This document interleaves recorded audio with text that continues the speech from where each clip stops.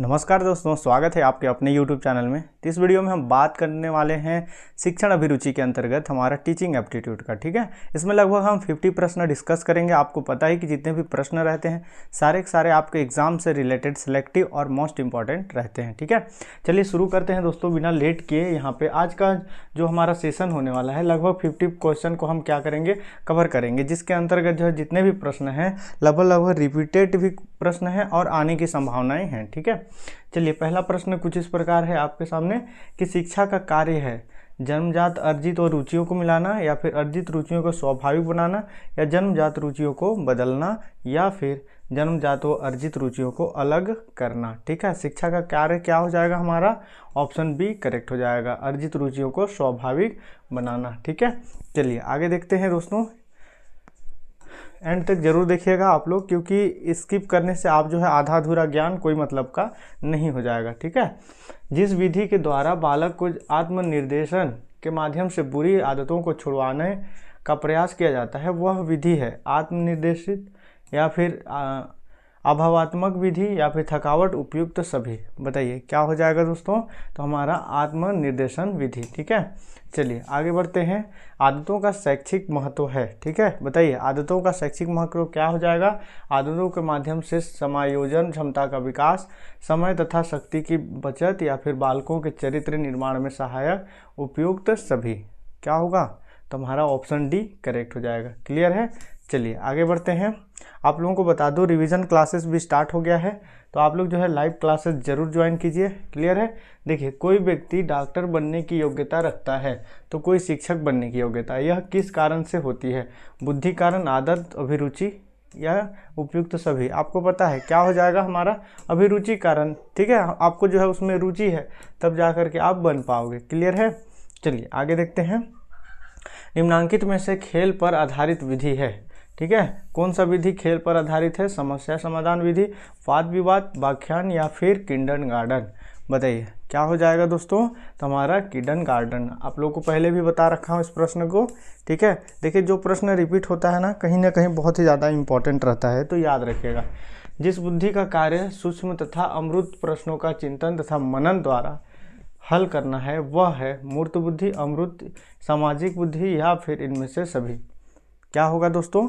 तो हमारा option B अमूर्त बुद्धि। ठीक है, चलिए याद रखिएगा। अगला प्रश्न की ओर बढ़ते हैं हम। देखिए, कार्ल ग्रूस मनोवैज्ञानिक खेल के किस सिद्धांत के प्रवर्तक हैं? ठीक है, बताइए कौन सा सिद्धांत के प्रवर्तक हैं? तो जो है पूर्वाभिनय सिद्धांत, या फिर पुनरावृत्ति, मनोरंजन, या मनोवैज्ञानिक सिद्धांत। ठीक है, 7 नंबर क्या हो जाएगा? तो हमारा ऑप्शन पहला करेक्ट हो जाएगा। क्लियर है? चलिए आगे बढ़ते हैं। किशोरावस्था में रुचियां होती है। ठीक है, व्यक्तिगत, सामाजिक, या फिर व्यवसायिक, या फिर उपयुक्त सभी। बताइए किशोरावस्था में रुचियां होती है दोस्तों, क्या हो जाएगा हमारा? उपयुक्त सभी। क्लियर है? चलिए आगे बढ़ते हैं। सामान्य बुद्धि बालक प्रायः किस अवस्था में बोलना सीखता है? ठीक है, बहुत ही ज़्यादा इंपॉर्टेंट है, ये प्रश्न आ सकता है। क्लियर है? तो IMP कर लेंगे इसको। जल्दी से बताइए 9th नंबर क्या हो जाएगा? तो हमारा 11 माह। क्लियर है? चलिए आगे देखते हैं। संवेगात्मक विकास में किस अवस्था में तीव्र परिवर्तन होता है? ठीक है, शिशु अवस्था, किशोरावस्था, बाल्यावस्था। क्या पूछा है? अवस्था तीव्र परिवर्तन होता है, उस चीज़ को पूछा जा रहा है, तो किशोरावस्था। क्लियर है? चलिए आगे देखते हैं दोस्तों। बाल्यावस्था की प्रमुख विशेषता नहीं है प्रबल जिज्ञासा प्रवृत्ति, अनुकरण प्रवृत्ति, आत्म जो है अंतर्मुखी व्यक्तित्व, या संचय की प्रवृत्तियाँ। जल्दी से बताइए क्या होगा? क्या हो जाएगा दोस्तों? हमारा अंतर्मुखी व्यक्तित्व। ऑप्शन सी करेक्ट हो जाएगा। चलिए, अभियोग्यता वर्तमान दशा है जो व्यक्ति की भविष्य की क्षमताओं की ओर संकेत करती है। यह परिभाषा दी है, किसने दिया है? बताइए, बिंघम ने, जेम्स ड्रेवल, या फिर टेक्सलर, या फिर वॉरेन। क्या होगा? क्या होगा दोस्तों? तो हमारा ऑप्शन सी करेक्ट हो जाएगा। क्लियर है? चलिए, एक बालक की बुद्धि लब्धि 150 है तो वह बालक है। बताइए, मंद बुद्धि, प्रतिभाशाली, पिछड़ा बालक, या जो है असंतुलित। IMP कर लो इसको। ठीक है, इसको मैं पहले भी बता चुका हूँ, तो इसका आंसर आप लोग कमेंट करना 13 नंबर। क्लियर है? चलिए, नहीं समझ में आएगा मैं आप लोग को राइट आंसर बता दूंगा। ठीक है, चलिए, बुद्धि लब्धि IQ के लिए विशिष्ट श्रेय किस मनोवैज्ञानिक को जाता है? ठीक है, सिगमंड, मैंडुगल, स्टर्न, या कोहलर। किसको श्रेय जाता है दोस्तों? IQ के लिए किसको श्रेय जाता है? तो क्या हो जाएगा हमारा? ऑप्शन सी स्टर्न को जाता है। ठीक है, चलिए देखिए, मूल्यांकन होता है छात्र के व्यक्तित्व का, छात्र के कौशल या छात्र की रुचियाँ या फिर प्राप्त उद्देश्यों की प्राप्ति का। बताइए क्या हो जाएगा, तो हमारा ऑप्शन डी करेक्ट हो जाएगा। क्लियर है।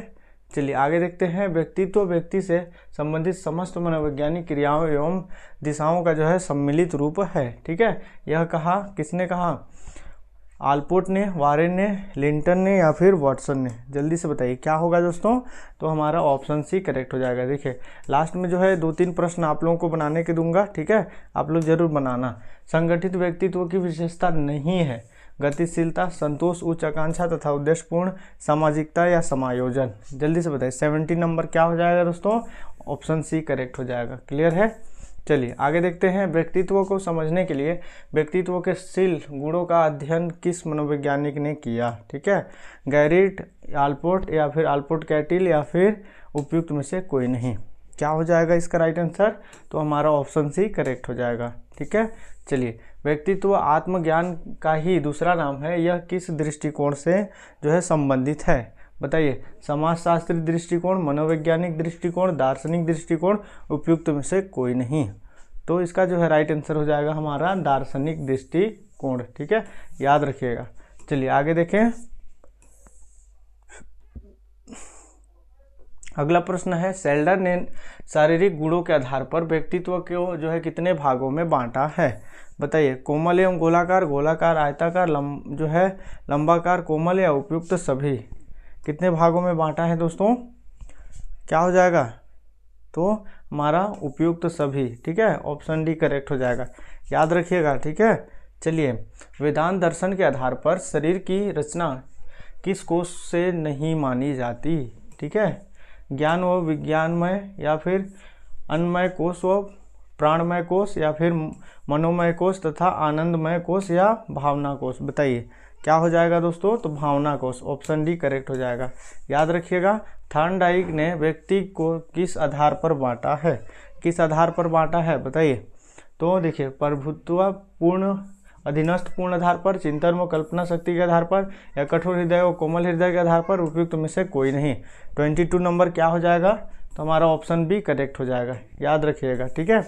देखिए, पर्सनालिटी शब्द का उद्गम है कहाँ से हुआ है, संस्कृत भाषा, लैटिन भाषा या ग्रीक भाषा। पर्सनालिटी शब्द का उद्गम कहाँ पे हुआ है दोस्तों, कहाँ से हुआ है, तो हमारा लैटिन भाषा से हुआ है। ठीक है, बहुत ही ज़्यादा इंपॉर्टेंट है, याद रखिएगा इस प्रश्न को। बहिर्मुखी व्यक्ति होता है आत्मकेंद्रित, दूसरों से सक्षम बोलना, या फिर उपयुक्त में से कोई नहीं, या फिर उसकी सामाजिक कार्यों में विशेष रुचि होती है। ठीक है, क्या होगा 24 का हमारा ऑप्शन पहला करेक्ट हो जाएगा। देखिए आगे देखते हैं, संवेगिक स्थिरता में किस वस्तु के प्रति निर्वेद अधिगम को बढ़ाते हैं। ठीक है, बताइए, साहस, जिज्ञासा, भौतिक वस्तु या उपयुक्त सभी। क्या पूछा है, सांवेगिक स्थिरता, इसके अंतर्गत क्या हो जाएगा दोस्तों, तो हमारा उपयुक्त सभी, ऑप्शन डी करेक्ट हो जाएगा। चलिए आगे देखते हैं, व्यक्तिगत विभेद को ज्ञात करने की विधि है, रुचि परीक्षण, बुद्धि परीक्षण, व्यक्ति इतिहास विधि या फिर उपयुक्त सभी। क्या होगा, हमारा उपयुक्त सभी। ठीक है। चलिए, यहाँ पे ट्रिक का भी इस्तेमाल कर सकते हैं आप लोग। निम्नलिखित में से कौन सा कथन सही है, व्यक्ति भिन्नता सार्वभौमिक होता है, दो व्यक्ति समान नहीं होते, या व्यक्ति भिन्नताओं का मापन संभव है, उपयुक्त सभी। 27 नंबर क्या हो जाएगा हमारा, उपयुक्त सभी। चलिए आगे देखते हैं, आलपोर्ट ने व्यक्तित्व के शील के गुण को से संबंधित शब्द बताए हैं। ठीक है, कितने, 100, 500, 4000 या 4500। क्या होगा दोस्तों, तो हमारा 4500। क्लियर है। चलिए याद रखिएगा। अगला प्रश्न है, व्यक्तित्व शारीरिक, मानसिक, सामाजिक, संवेगात्मक क्रियाओं का एक रूप है। ठीक है, कौन सा रूप है, जो आत्मचेतना का जो है प्रादुर्भाव, या सामाजिक दृष्टिकोण, या फिर जो गत्यात्मक संगठन, उपयुक्त में से कोई नहीं। क्या होगा 29 का, तो इसका आंसर आप लोग कमेंट करना। ठीक है, 29 नंबर का। देखते हैं आप लोगों को पीछे पढ़ाया हुआ याद है या नहीं है। क्लियर है। चलिए आगे देखते हैं, जैविकीय कारकों को कितने भागों में बांटा जा सकता है, शारीरिक रचना या नलिका विहीन ग्रंथि, शारीरिक रसायन या फिर परिवार रचना, ऊपर के दो। क्या होगा दोस्तों 30 नंबर, तो हमारा ऑप्शन डी, यानी कि पहला और दूसरा। ठीक है। चलिए आगे देखते हैं, आकर्षक व्यक्तित्व हमें सतत अपने जीवन पथ पर आगे बढ़ने की जो है प्रेरणा देता रहता है। ठीक है, यह है ध्येय की ओर अग्रसर होना, वातावरण के साथ समायोजन या आत्मचेतना व सामाजिक उपयुक्त में से कोई नहीं। क्या हो जाएगा इसका राइट आंसर? तो हमारा ऑप्शन पहला करेक्ट हो जाएगा। क्लियर है? चलिए, व्यक्तित्व को प्रभावित करने में प्राकृतिक वातावरण की उपेक्षा नहीं की जा सकती, यह कथन है। बताइए यह कथन किसका है? किसका है दोस्तों?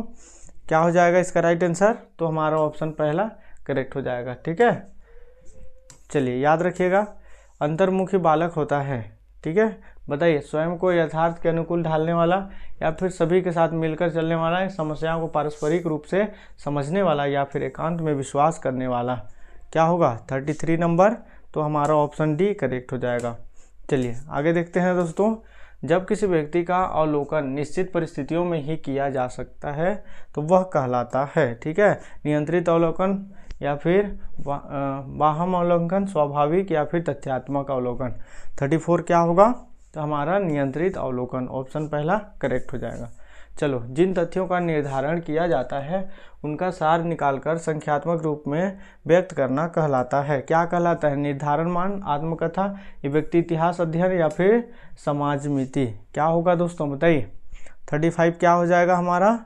तो हमारा ऑप्शन पहला निर्धारण मान। ठीक है, याद रहेगा आप लोग को। चलिए आगे देखते हैं, निम्नांकित पद्धति में से कौन व्यक्तिगत भेद को ध्यान में नहीं रखकर शिक्षण में प्रयुक्त की जाती है? ठीक है, बताइए विनेटिका या डाल्टन या व्याख्यान पद्धति। क्या होगा?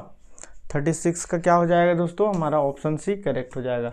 चलिए आगे देखते हैं, यह वह शक्ति है जिसके द्वारा व्यक्ति अपने संबंध में जो है जानता है कि वह क्या है तथा दूसरे व्यक्ति उसके बारे में क्या सोचते हैं, इस शक्ति का नाम है। ठीक है, समायोजन, गतिशीलता, संकल्प या फिर आत्मचेतना। बताइए क्या हो जाएगा दोस्तों? तो आत्मचेतना, ऑप्शन डी हमारा करेक्ट हो जाएगा। चलिए आगे देखते हैं अगला प्रश्न की ओर, निम्न में से कौन सा वातावरण का प्रकार नहीं है पूछा है। ठीक है, चलिए मित्र मंडली का वातावरण, पारिवारिक वातावरण या फिर हमारा पास पड़ोस का वातावरण, व्यक्ति हो उसका स्वयं का व्यक्तित्व। 38 क्या हो जाएगा बताइए? तो ऑप्शन डी करेक्ट हो जाएगा। क्लियर है? चलिए याद रखिएगा, व्यक्तित्व की संरचना के अंतर्गत गत्यात्मकता तथा स्थलाकृतिक पक्ष का अध्ययन किस मनोवैज्ञानिक ने किया? स्मिथ, लेविन, फ्रायड, लेविन या लेविन फ्रायड। क्या होगा? 39 का क्या हो जाएगा दोस्तों? तो हमारा फ्रायड, ऑप्शन बी करेक्ट हो जाएगा। याद रखिएगा।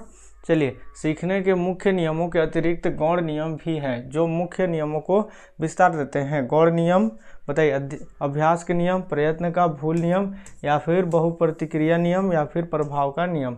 40 नंबर क्या हो जाएगा दोस्तों? क्या होगा? तो हमारा ऑप्शन सी करेक्ट हो जाएगा। चलिए आगे देखते हैं,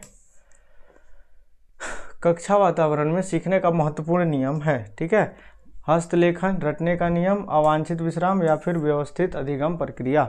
क्या हो जाएगा? क्या होगा इसका राइट आंसर? तो हस्तलेखन। ठीक है, ऑप्शन जो है पहला करेक्ट हो जाएगा। चलिए आगे देखते हैं, सीखी गई क्रिया का अन्य समान परिस्थितियों में उपयोग किया जाना कहलाता है। ठीक है, परिपक्वता, अधिगम, अधिगम स्थानांतरण, इनमें से कोई नहीं। क्या कहलाता है बताइए? क्या कहलाता है? सीखी गई क्रिया का अन्य समान परिस्थितियों में उपयोग किया जाना, परिपक्वता, अधिगम या अधिगम स्थानांतरण। आप लोग इसका आंसर बताना। ठीक है, देखिए कुछ प्रश्न का जो है लॉजिकल प्रश्न रहता है, इसीलिए मैं आप लोगों को बताने के लिए बोलता हूँ। देखिए अगला प्रश्न है, अधिगम की निम्नांकित परिभाषा किसने दी? सीखना जो है विकास की प्रक्रिया है। Woodworth, crow and crow, Skinner या फिर गिलफोर्ड। क्या होगा? क्या हो जाएगा दोस्तों? वुडवर्थ। ठीक है, चलिए याद रखिएगा। अगला प्रश्न देखें, सीखना संबंध स्थापित करना, संबंध स्थापित करने का कार्य मनुष्य का मस्तिष्क करता है, यह कथन है। वुडवर्थ का, स्किनर, रायबर्ड या थॉर्नडाइक। किसका है दोस्तों? तो हमारा थॉर्नडाइक का है, ऑप्शन डी करेक्ट हो जाएगा। चलिए आगे देखते हैं, थॉर्नडाइक का अधिगम सिद्धांत निम्नलिखित नाम से जाना जाता है। बताइए, अंतर्दृष्टि सिद्धांत, प्रयास त्रुटि सिद्धांत या पुनर्बलन सिद्धांत, इनमें से कोई नहीं। 45 क्या हो जाएगा दोस्तों? तो हमारा ऑप्शन बी करेक्ट हो जाएगा। चलिए आगे देखें, मूल प्रवृत्ति जो है प्रवृत्ति का प्रभाव शक्ति प्रदान करता है बालक के व्यवहार को या बालक के विकास को या व्यक्ति के विकास को या फिर व्यक्ति के व्यवहार को। 46 क्या हो जाएगा दोस्तों, तो हमारा व्यक्ति के व्यवहार को। क्लियर है। चलिए, पावलो ने अधिगम का जो सिद्धांत प्रतिपादित किया था वह है कौन सा सिद्धांत, बहुक्रिया, आंशिक क्रिया, अनुकूलित अनुक्रिया या फिर आत्मीकरण। क्या होगा दोस्तों, तो हमारा अनुकूलित अनुक्रिया। क्लियर है। चलिए याद रखिएगा, मूल प्रवृत्तियों में आवश्यक होता है, ठीक है। क्या आवश्यक होता है, तो अनुभव, बुद्धि या प्रयोजन या फिर समय। क्या आवश्यक होता है दोस्तों, 48 का क्या हो जाएगा, तो हमारा अनुभव। ठीक है। चलिए आगे देखते हैं। मापन किया जाने वाला व्यक्तित्व का प्रत्येक पहलू जो है व्यक्तिक भिन्नता का अंश है। उपयुक्त परिभाषा दी है, बताइए। कर्ट लेविन ने, स्किनर ने या जेम्स ड्रेवर ने, किसने दिया है। 49 क्या हो जाएगा, तो हमारा जो है स्किनर, ऑप्शन बी करेक्ट हो जाएगा। ठीक है। चलिए आखिरी प्रश्न, थार्नडाइक का सीखने का मुख्य नियम नहीं है पूछा है। ठीक है, तो इसका जो है आंसर आप लोग बताना। क्लियर है। नहीं समझ में आएगा तो मैं आप लोगों को बता दूंगा। इस प्रकार जो है हमने 50 क्वेश्चन देखा, आप लोग इसमें से कितना बना पाए कमेंट करना। ठीक है। चलिए मिलते हैं नेक्स्ट नॉलेजेबल वीडियो के साथ। अभी के लिए जय हिंद।